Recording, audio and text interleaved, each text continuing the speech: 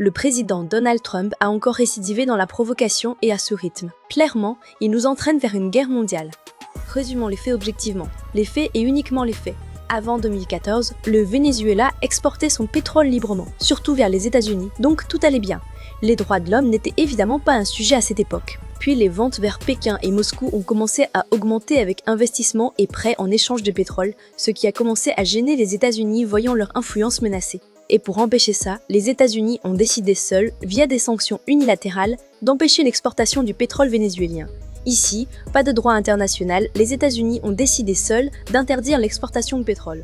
Pour garder leur contrôle et leur exclusivité, les États-Unis ont imposé seuls des sanctions unilatérales pour bloquer l'exportation du pétrole vénézuélien. Il n'y a aucune base en droit international, Washington a décidé seul. La Russie et la Chine ont refusé de se conformer aux sanctions américaines et ont continué à commercer et à coopérer avec le Venezuela. Ils ont catégoriquement refusé que les États-Unis dictent leurs échanges économiques. Les sanctions se sont durcies sous le mandat de Donald Trump.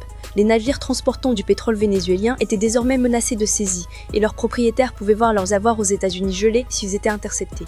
Je le rappelle, les États-Unis ont décidé seuls de ce blocus, sans base en droit international. Ils choisissent qui peut commercer avec un pays souverain et ces sanctions ont évidemment contribué à aggraver la pauvreté au Venezuela. Maintenant que les bases sont posées, revenons-en à ce qui vient de se passer très récemment. Les États-Unis poursuivaient un navire pétrolier russe à distance via leurs forces navales et de renseignement, surveillant ses moindres mouvements et menaçant de le saisir dans les eaux internationales pour faire respecter les sanctions américaines. La Russie a donc déployé un sous-marin et d'autres navires pour escorter le pétrolier afin d'empêcher toute intervention américaine. Rappelons que cela se passe dans les eaux internationales où tout navire a le droit de circuler librement. Mais Donald Trump s'en moque du droit international. Malgré la présence du sous-marin et des navires de guerre russes, il a quand même donné l'ordre de saisir le pétrolier et ça, dans les eaux internationales. Vous vous rendez compte que la situation aurait pu dégénérer en confrontation directe entre deux puissances nucléaires? Là, clairement, la retenue de Moscou a évité un risque de conflit majeur.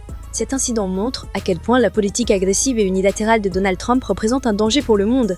Il a provoqué un face-à-face direct avec une puissance nucléaire, mettant le monde au bord d'une crise majeure. Il veut tout contrôler, il provoque tout le monde. Ce fauteur de troubles transforme progressivement une guerre économique en une vraie guerre mondiale. Heureusement, Poutine a su contenir sa riposte, sinon la saisie du pétrolier aurait pu dégénérer en catastrophe mondiale.